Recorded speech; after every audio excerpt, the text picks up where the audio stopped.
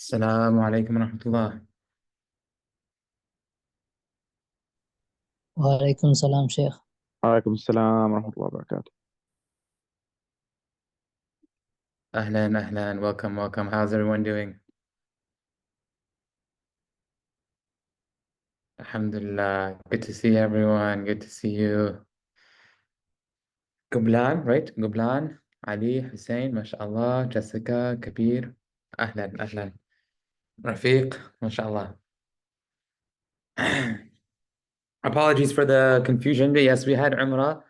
Allah yabarak fikum. Allah yabarak fikum. It was a wonderful experience as always. One of the perks of living on this side of the world, I would say, if you ever get the chance to live on this side of the world, in the Muslim world, especially in the Gulf, is it's so accessible. And there's nothing like gazing upon the Kaaba and being in the presence of the Prophet ﷺ. Absolutely nothing. And just seeing, um, you see people that remind you that all the work you may be doing is insignificant compared to what they're doing. There was, just so many moments, but even one brother who was just the helpers, not the security guards. Those guys are annoying, but most of the time. But the brothers who wear vests and they stand around the haram. For those of you who've been to the haram, um, you see, I just asked him for some help, but I noticed that he was literally right next to the Kaaba. He was in a state of dhikr all the time. Dhikr, dhikr, dhikr, dhikr. Subhanallah. And I was just thinking, no matter how much work we do, or personally myself, right? I don't know about everyone here, but no matter how much work I do, how can you rival someone in that state who's always in the state of dhikr next to the haram? Subhanallah. It's a beautiful experience. Inshallah, one day we get to do it together, maybe with Sheikh Maghili as well, one of my teachers, or Sheikh Rami, if he's ever there. Inshallah. Can you all hear me, by the way? I'm switching to my AirPods because there's a lot of little kids in the background playing. How many of you been to Umrah? Oh, thank you. How many of you been to Umrah? Thank you, Brother Rafi. Yusuf, mashallah, inshallah. May Allah give you tawfiq.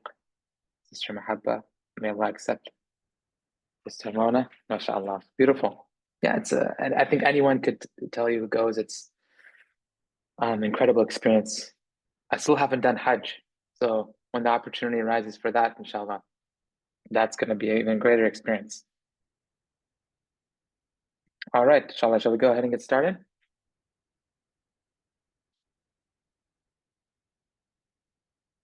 I'll take that as a yes. بسم الله الرحمن الرحيم الحمد لله رب العالمين وصلى الله وسلم على سيدنا محمد وعلى آله وصحبه وسلم اللهم صل وسلم وزد وبارك عليه وعلى آله صلاة تخرجنا بها من ظلمات الوهم وتكرمنا بها من الفهم وتوضح بها ما أشكال حتى يفهم أنك تعلم ولا نعلم وأنت علام الغيوب ولا حول ولا قوة إلا بالله العلي العظيم ولا حول ولا قوة إلا بالله العلي العظيم ولا حول ولا قوة إلا بالله العلي العظيم. Omar, I see you there. I'm just going to go ahead and make you also a co-host so that you can let in people who join late. Sounds good, inshallah. All right, barakallah feek. Good to see you. Good to hear from you. Okay. قال المصنف رحمه الله ونفعنا الله وإياه ببركاته وإياكم ببركاته في الدارين ويجب استبراء الأخبثين مع سلتي ونتر ذكر وشد دع وجاز الاستجمار من بول ذكر كغائط لا ما كثير انتشر. So he begins speaking now about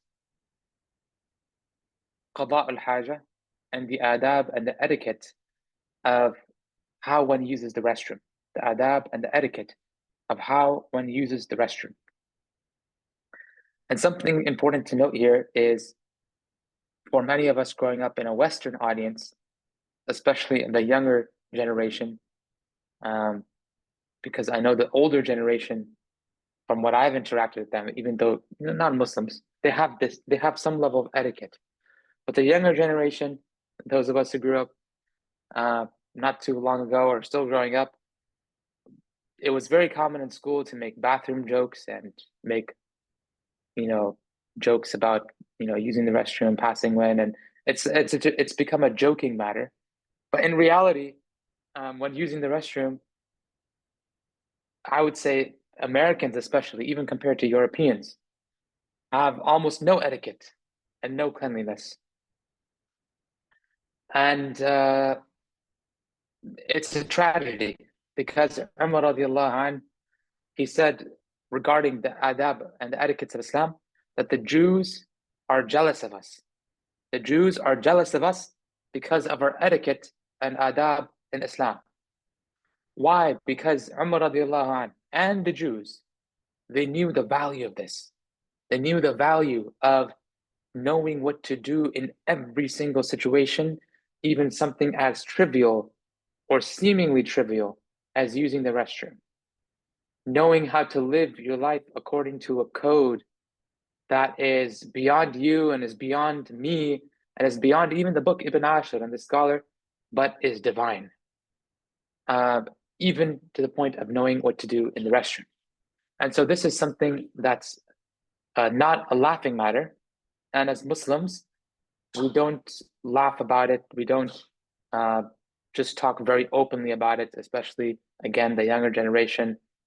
Forgive my language, but they'll say things like, I'm going to go pee, or I'm going to go whatever, right? This is not from the etiquette of Islam, and this is known even from many prophetic hadith, and even the Quran itself. The Quran itself. What does Allah say when going in the ayah of wudu? And this is why this comes directly after the section of wudu. Because even in the Quran, it's connected to the ayah of wudu. أو لامستم النساء. Basically, Allah says, I'm forgetting the exact Arabic.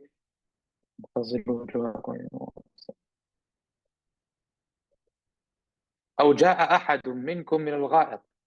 أو جاء أحد منكم من الغائط.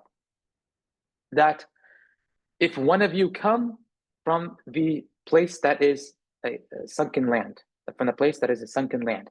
So Allah doesn't even say using the restroom, okay, using the bathroom, but if one of you come from this place that is a sunken land.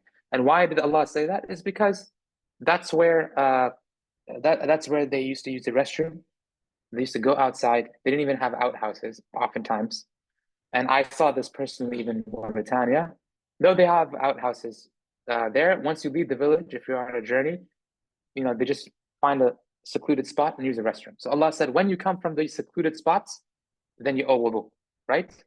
And so Allah is teaching us. And the Prophet ﷺ emphasized this message to Aisha radiallahu anha in the prophetic hadith, that we don't talk about these things explicitly, unless for the sake of knowledge. But we don't say, I'm going to go, whatever. No, and forgive my language there. But just to emphasize, we say, I'm going to the restroom, or I went to the restroom in English, or I'm going to the bathroom, okay?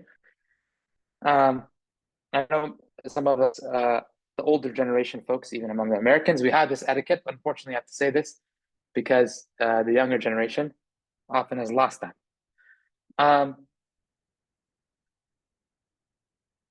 Any questions there? Maybe any confirmations from anyone from the younger or older generations?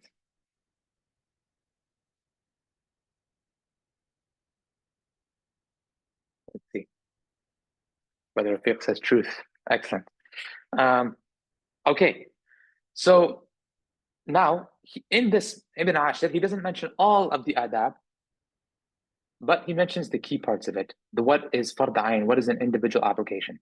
He said it's obligatory to free the two places of filth, of urine and excrement. This is known as istibra. This is known as istibra. If anyone can write that in English, please put that in the chat, inshallah, for the benefit of everyone. Istibra, okay?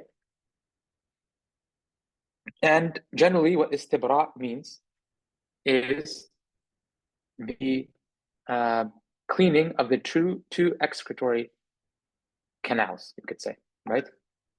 The two excretory openings.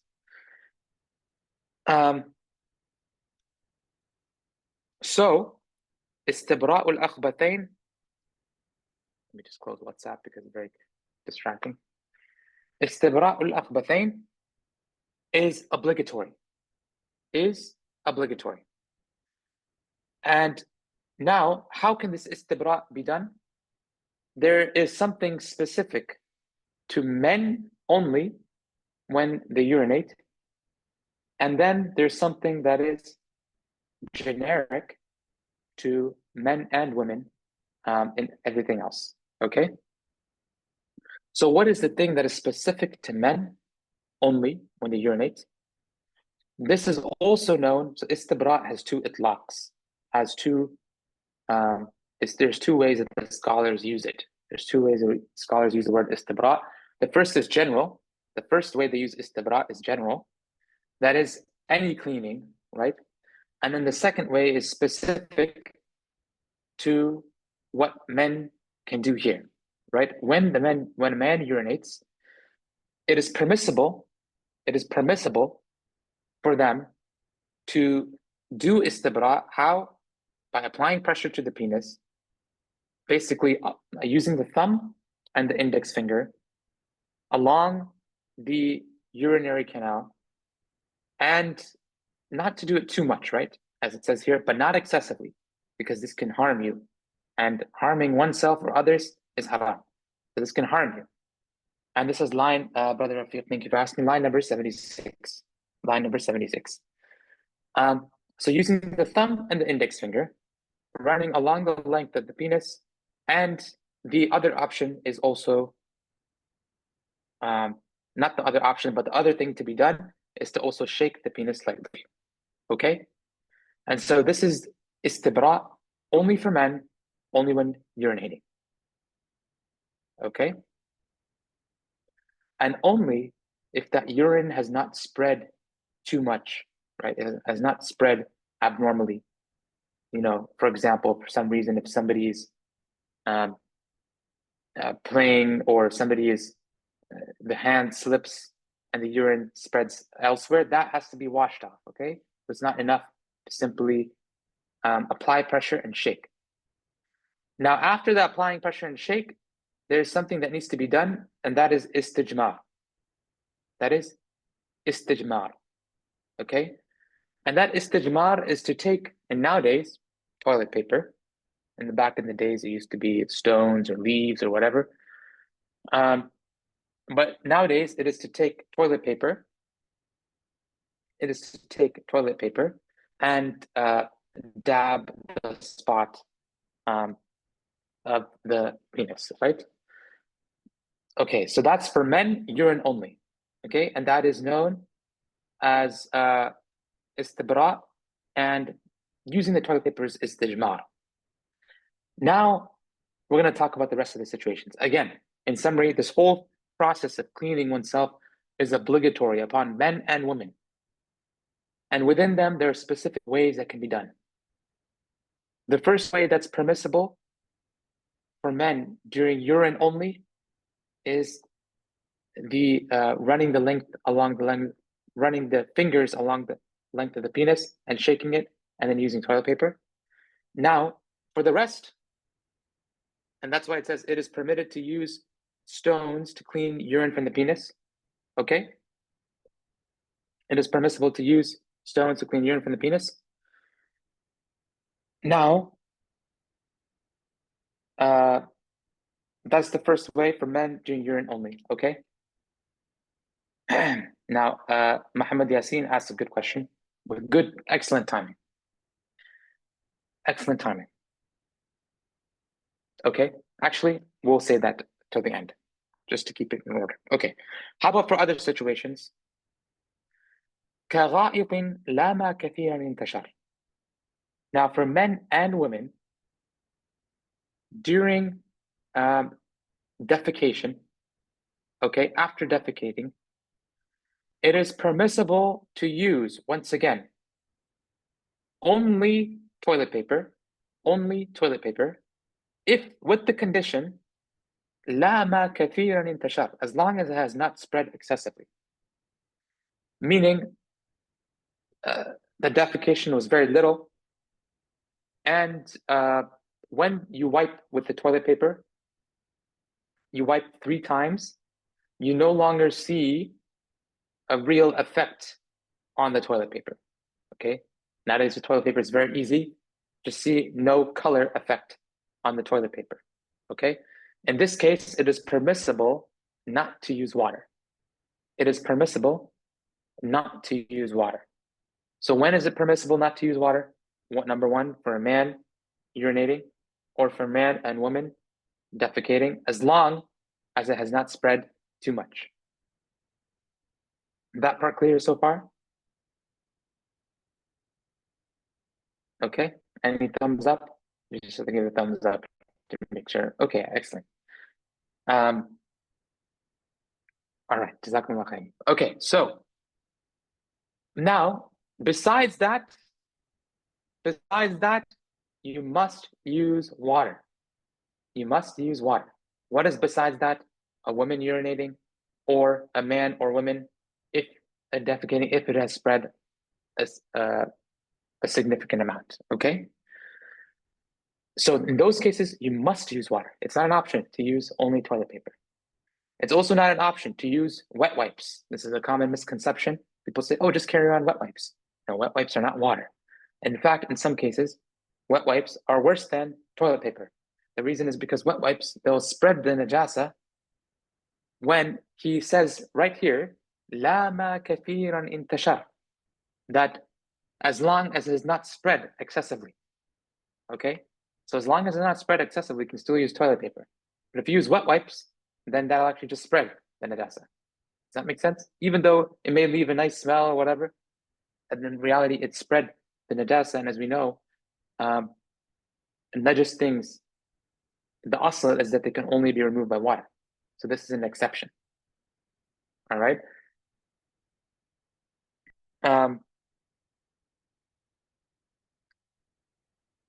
Another thing related to toilet paper, and then I'll get to your question, Muhammad Yassin, but another thing related to toilet paper that's very important, often not known, is that the toilet paper should not have writing on it. Nowadays, you have a lot of toilet paper with writing on it. I think Charmin Ultra, they're famous for having the Charmin name written on it. Language to Muslims is something sacred. Language is something sacred. In fact, many ulama said, when Allah says in the Quran, وَعَلَّمَ آدَمَ الْأَسْمَاءَ كُلَّهَا, that Allah taught Adam alayhi salam, Sayyidina Adam, that he taught him the names of everything, that these names were actually the root language. These names were actually the root of language. Which language? All language. Every single language is said to have been derived from this language. Or some other scholars said, Adam alayhi salam actually knew every single language that exists in the world today and existed before and will exist. It is just that some of those languages were lost and some of those languages were not. Okay? So that is one thing important. So just sacred. Writing is a written form of language. It's a form of language. So we don't use writing on toilet paper. That's actually haram to do. To put writing on, to put najasa on writing, on language. Okay? Finally, we get to the point that Sheikh Muhammad Yassin mentioned. All right. What did he say? He said, only when there's no water. When you have, and yes, Hussein, abandoned Charmin toilet paper. Yes. Boycott Charmin toilet paper, or ask them to remove this writing from their toilet paper, and then we can use them again.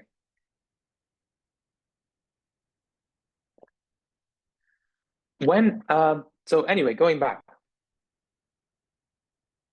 in cleaning oneself is obligatory for men or women. In some cases, man or woman can only use water. it is obligatory to use water. In other cases, it is permissible to use toilet paper. Now, what we would say in all cases, it is actually the best thing to do. The best thing to do is to combine water and toilet paper. And that is what the ulama said. وَنُدِبَ جَمْعٌ بَيْنَهُمَا. وَنُدِبَ جَمْعٌ بَيْنَهُمَا. In fact, it says, let's see if I can find the line here in Khalil.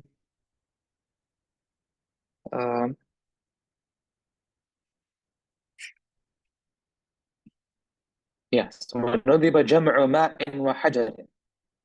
وَنُدِبَ جَمْعُ مَاءٍ وَحَجَرٍ. The best thing to do is to combine water and toilet paper. Then after that, the best thing to do is to use water, even if only toilet paper is permissible. Okay? The best thing to do is use water. If you don't have water and toilet paper, the best thing to do is to use water, even if only toilet paper is permissible. And lastly, the least you can do is, if toilet paper is permissible, then to use only toilet paper. Okay, that is the summary of this entire section. I hope if you have any questions, let's look through some of the questions now. Some brands have pictures of animals or insects on the toilet paper. What is the ruling for using that?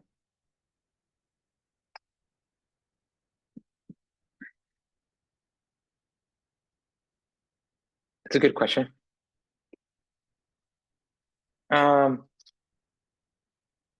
It doesn't seem good, putting aside whether the picture of the animal or insect itself is good, right? Is permissible, because, you know, depending on how the picture looks, it could be impermissible, right? But putting that aside, doesn't seem good, because what the ulama say is muhtaram wa muhtaramin. That's something, it's impermissible to use something that is respected, right? And the ulama talk about also how even the dog is someone respected. Okay, so it doesn't seem good to do. That being said, I haven't seen explicitly anyone saying it's haram, and I will check, inshallah. Okay. Let us see, what else did anyone else say? I'll check later, inshallah. I will take time right now. Does it apply to, and Sister Jessica, if you could send that question in the WhatsApp chat as well, so I remember. Does that apply to engraved stones as well as with words? Meaning, Sister Ines, can you expand on that? Yes. Assalamu alaikum. In terms of Walaikum salam. when cleaning the penis, for example, would that stone as well has to be cleaned from words? Yes, Kind of yes. not be engraved with words. Exactly. That's the original ruling. Though I just didn't mention stones, because nowadays I don't think many people use stones. But if the original ruling is actually related to stones, the ulama will talk about hajar.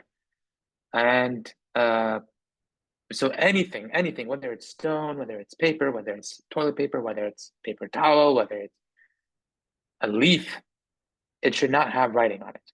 In fact, to put anything najas on writing is haram, even outside of the context of using a restroom. Like if you took some blood and put it on a piece of paper intentionally that has writing on it, that's haram.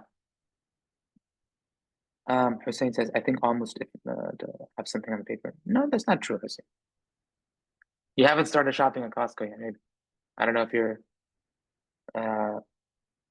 who does the shopping in your household, but you can definitely find toilet paper without writing on it. Mahabba says, if you use water and toilet paper, use the water first, then the toilet paper, or other way. The best thing is to use the toilet paper first and then the water. To use the toilet paper first and then the water. can use toilet paper moistened with water if you don't have a source of water to pour over the area.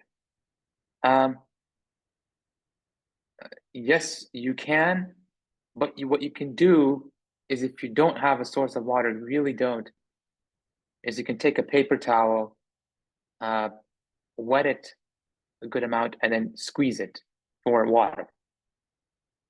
You cannot use just simply, a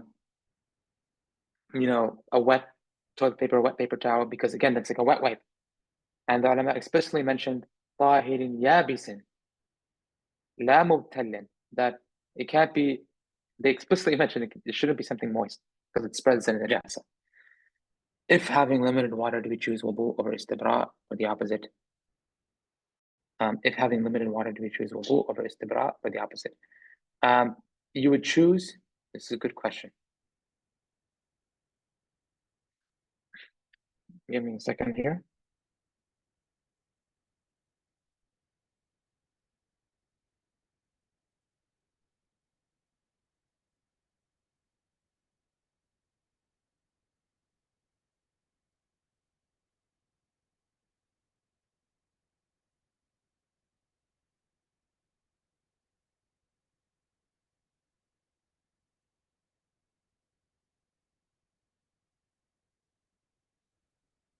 Give me a second here.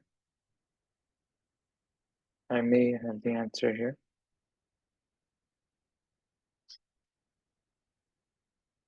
فيخلع الماسع دابا معه يتيمم.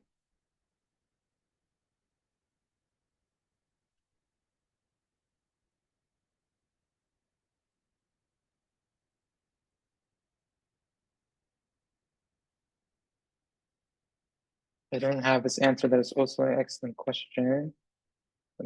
ويتيمم إذ لا بدل لطهارة الخبث، تقديم طهارة الخبث على طهارة الحدث إن وجد ما يكفي إحداهما فقط. Yes.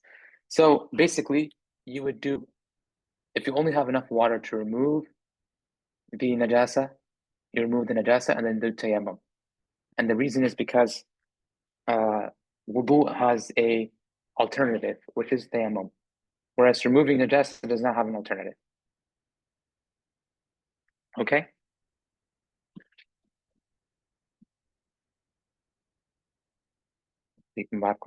Okay, now we'll continue. Maybe a couple more minutes. At least I think we can finish the fara'id of ghusl. So a ghusl, as we mentioned, there are two kinds of purification. We're in the Kitab al-Tahara. There is ritual purification, physical purification. Taharatul hadath wa taharatul khabath. Taharatul hadath naw'an, and tahara, and the ritual purification is of two types. That is greater and lesser. That is greater and lesser. Lesser we talked about, which is wudu, and now the greater ritual purification is ghusl. We're going to talk about the reasons of ghusl extensively at the end of this section. But first he mentions how to do ghusl itself. And some common reasons, of course, is the menstruation. These are the two most common reasons, okay? So, how to do ghusl itself. The fara'id of ghusl, it says, فَصْلٌ فُرُوضُ الْغُسْلِ قَصْدٌ يُحْتَضَرْ فَوْرٌ عُمُومُ الدَّلْكِ تَخْلِيدُ الشَّعَرِ. That the fara'id of ghusl, there are four fara'id of ghusl. There are four fara'id of ghusl. قَصْدٌ يُحْتَضَرْ. The first is intention. The first is intention. Now, can anyone remind me what were the intentions that one can make during wudu?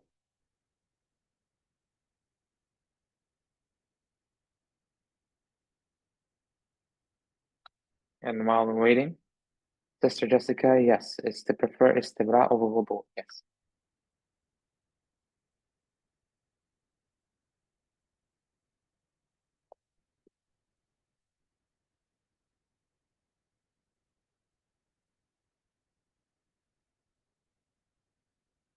Kabir, excellent. Sister Ines, excellent.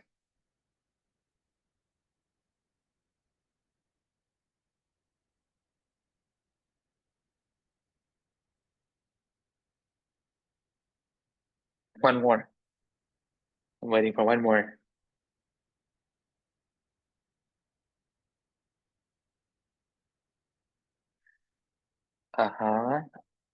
Sister Mahabba, that would fall under what Kabir said. Excellent. Okay. Muhammad Yasin and Jessica got it. Which is no, wait. Muhammad Yasin, you said the same thing as Sister Ines. By the way, sister, let me know if I'm pronouncing your name right. Jessica, to lift the state. Yeah, Sister Jessica got it, which is to the obligation of wudu. That's what I was looking for. The obligation of wudu. Okay. Look, the reason I asked that is because ghusl has the same exact. It has the same exact intentions. The same exact intentions, which is number one. Number one, it is. Let's just look at the list that Jessica gave. To lift the state. Again, to lift the state of janaba, or to lift the state of great original purity. That's one intention you can make for ghusl. The other is to make something haram halal. You can't pray without ghusl. You can't enter the masjid. You can't touch the Quran. And in fact, you can't read the Quran unless in menstruating. But we'll talk about that specifically. But if you wanted to do any of these things, and that's your intention, I am doing this ghusl so I can pray. I'm doing this ghusl so I can enter the masjid. I'm doing this ghusl so I can touch the mushaf. That is permissible. That is an intention. That is good. And finally, it's the obligation of ghusl itself. That is also one of the intentions. And the best is to combine all three. Okay, the best is to combine all three or two. As we talked about, Ibn al-Hajj talks about that extensively on the madhab. Okay. Hussein, for Jum'ah is something different. We'll talk about in the Bab al-Jum'ah. That's a sunnah ghusl and not a fard ghusl. Here we're talking about fard ghusl. So he says, فور عموم الدلك تقريب الشعر. The first fard was intention. The second fard is immediacy, which we talked about it. Continuity, which is what? How many minutes was it? Between washing up each limb must be washed one after the other without any break. Right? Exactly, Omar. Excellent. You have a max of 2 to 3 minutes. You have a max of 2 to 3 minutes between each limb. All right. By the way, Omar, that name sounds very familiar. I don't know if we met before, but the name seems familiar. In any case, you're right. Which is 2 to 3 minutes, maybe 4 minutes. You can stretch it, but the between washing of any limbs in ghusl must be maximum 3 minutes, 4 minutes max. Okay. Then he says umum ad-dalk, and he misses one part, or rather, I won't say he missed. Excuse me. It's unlikely that Matn Ibn Ashir missed it, but rather he includes it in one. Umum ad-dalk, that the entire body must be washed, and the entire body must be passed over with a hand or a limb or any part of the body. Even if you wanted to pass your hand, if you wanted to wipe your hand with your face, that's also permissible. Okay, but the entire body must be wiped over. Okay, and he mentioned some areas that people commonly forget. Tabi al-khafiyya, mithl al-rukbatayn, the area behind the two knees, right? Al-ibط, the armpits. Al-raf' والإبط والرفغ وبين الإليتين مثل الركبتين والإبط والرفغ. الرفغ, I actually need to see what that means. Once again, it probably is the area Probably the armpit or the area behind the knees, but let's see.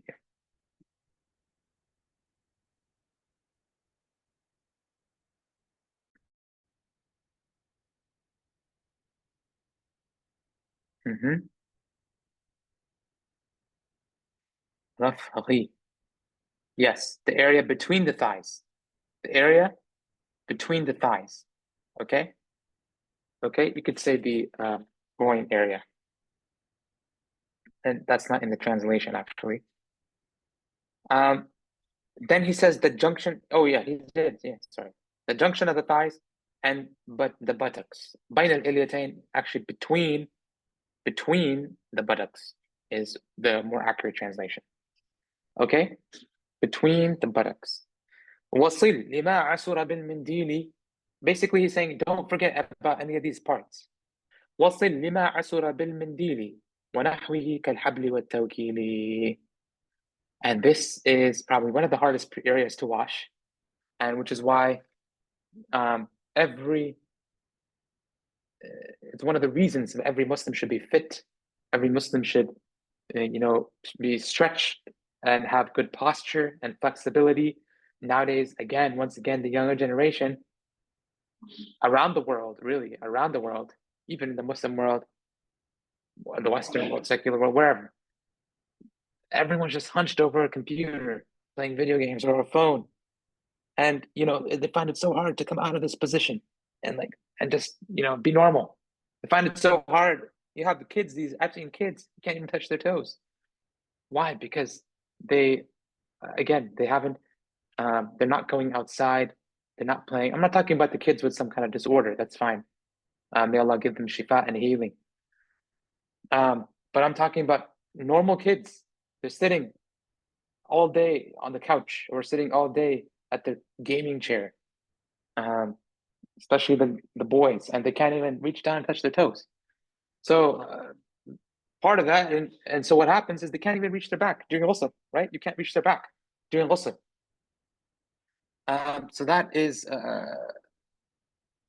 something we should all encourage our kids to do, is go outside, play, do a sport, especially for boys, do jujitsu, be in shape and be able to stretch. And even for women, do some kind of self-protection class or anything to keep you flexible and fit so that you can do your ghusl properly. But if you can't do that, they say, and this is mainly for older people, as we start to age, it gets harder to be flexible, or someone who's sick. But nonetheless, if you can't do that, you can use a towel. Or nowadays, we could say you could use a loofah or a back scrubber. And you just pour the water and you use the back scrubber and, wipe your back, okay? And he mentions, a rope. These are things that we don't really need to use anymore. You can just use a towel or use a back scrubber or loofah, okay?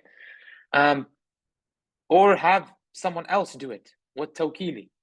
Again, if you really can't do it, and you can't even do it using, if you grab a towel on one end, grab the towel on the other end, you can wipe like this. You can't see my other arm, but it's way down.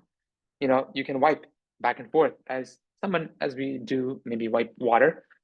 You can do that to fulfill this obligation of dalk, or you can have someone else do it, someone who it's permissible for them to see that part of your aura, right?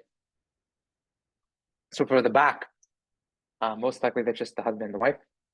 But for something like if you can't reach your toes, your child can do it, your brother, your sister, maybe even just anyone in the community of your gender could help you.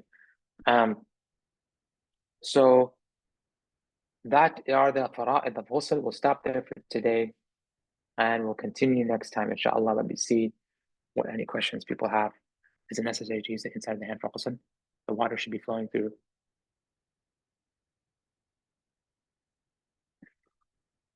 To use the inside of the hand for ghusl, particularly the heart. No, Gublan, it's not. And again, let me know if I'm saying your name right.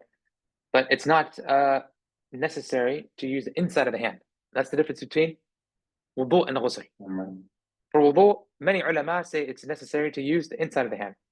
But for ghusl, it's not necessary to do that. You can use anything, yeah, back of your hand. You can use your face, like I mentioned. You can use your foot, and that's why also other people can fulfill it for you if you're not able to do it yourself. The water should be flowing through, isn't? Yes, the water should be flowing. Like but you can take any. No, technically, the water does not have to flow. I see what your question is. So you could be in a lake, right? And you could do also in a lake. The water does not have to flow. But what's important is that that you wipe over your entire body. So unlike the Hanafis, where you could just jump in a lake and then one will come out and you're done your ghusl, in this mas'ala, it's easier in the Hanafi school. In other mas'alas, it's not easier. There's no easy madhab. People have that misunderstanding. They think that one madhab is easier than the other. But if you were to compare many masail, for example, in this mas'ala, the Hanafi school is easier. In a different mas'ala, the Shafi'i school is easier. When it comes to dogs, the Maliki school is easier. So every school has things harder and easier. But you do have to wipe, okay? In the Maliki school. Is it permissible to say the basmala inside the bathroom before starting ghusl? Good question, Ali. So if you have a shower where the door closes, then this is ideal. And once again, in fact, traditionally speaking, in traditional houses, not even today, back home, but I'm talking about tradition maybe 50, 100 years ago, the shower and the bathroom were different. The shower and the bathroom were different. You don't shower in the bathroom. But nowadays, because of a lack of Muslim interior design, the shower and the bathroom are in the same place. But if you have a door, a firm door, a solid door, even if it doesn't go from ceiling to roof, then technically the shower is different from the bathroom. So when that door is closed, you can say Bismillah. But if you have a curtain, you can't say Bismillah. And you could say it before you enter. If you start the shower quickly, if you start the ghusl quickly, you could say it before you enter and then come in. Gublan, yes, you can.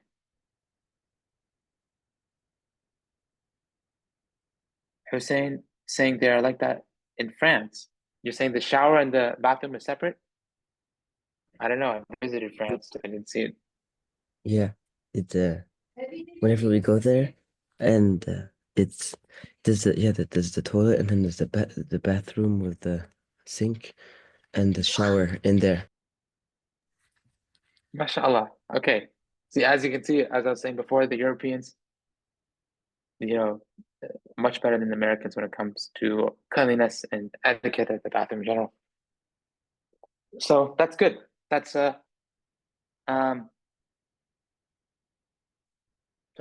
good. And I think traditionally also Southern Europeans, and it might be some Muslim influence as well, because Southern Europe, including modern Spain, France, and Italy, were all under Muslim rule at some point. I also had a question. تفضل. So for the back, you should be able to do it if you can reach both hands. They can touch in the back, then you should be able to cover every part of the back, right? Mm-hmm. Exactly. If you're, alhamdulillah, healthy, young individual, you should be able to reach every part of your back with your hands. Okay, and then can you repeat the faraid? I heard Nia and then the Dalik, but what were the two others? Did you mention them? Nia, dalk, fawr, and washing of the entire body. So Ibn Ashir, he includes it in umum al-dalk, or I actually believe this riwayah that Dr. Aslulayet has here, or at least it's not complete. Okay. Nevertheless, عموم الدلك includes both washing and wiping under one. So in summary, it's intention, continuity, washing everywhere, and wiping everywhere. Okay. Tamam? Tamam. Last question we'll take from Sister Mona, and then we'll end. Are these fara'id unchanged when performing ghusl on the deceased? Yes, they're unchanged except the intention. Because obviously deceased person cannot be held liable for making an intention when they're being washed. So the deceased person, the intention is made by someone else. Yeah, the intention. Actually, let me get my other book of Khalil. The intention. Okay, I can't find the second volume copy right now. But from what I remember, the intention must be made by someone else that they're doing this washing. All right. Hopefully the class was beneficial, inshallah. As always, let me know if you have any questions. Message me in the chat with relevant questions. And message with any feedback, even personally. And we're always looking to improve this class. Please also donate to Tayba Foundation, who's generously hosting this class and helping to manage it. Donate to their Launch Canada campaign. The Launch Good Canada campaign. And if you can't donate yourself, at least ask someone in your family, inshallah, to do that. And or someone among your friend circle to donate on your behalf. All right, we'll stop there for today. نسأل الله أن يعلمنا ما ينفعنا وينفعنا بما علمنا إنه على ما يشاء قدير والإجابة جدير ونعم المولى ونعم النصير وصلى الله وسلم على سيدنا محمد وعلى آله وصحبه وسلم. والسلام عليكم ورحمة الله. وعليكم السلام ورحمة الله وبركاته شيخ. So. جزاك الله خير.